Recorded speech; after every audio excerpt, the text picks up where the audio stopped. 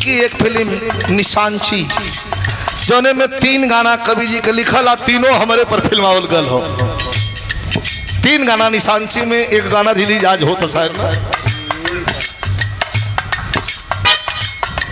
अब अजीब गाना,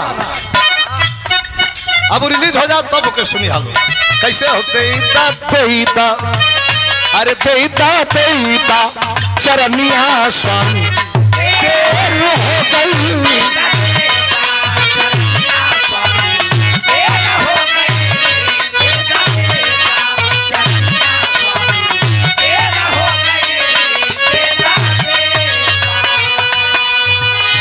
अरे तरस अखिया, अरे जो है अखिया तरस दिन अबेर हो गई, जो है अखिया अरे तरस दिन अबेर हो गई।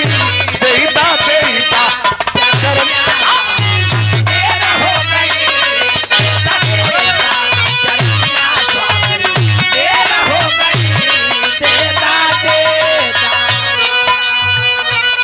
हमारे बड़का भैया आदरणीय रामजीत यादव जी पुरस्कार प्रदान कैलन।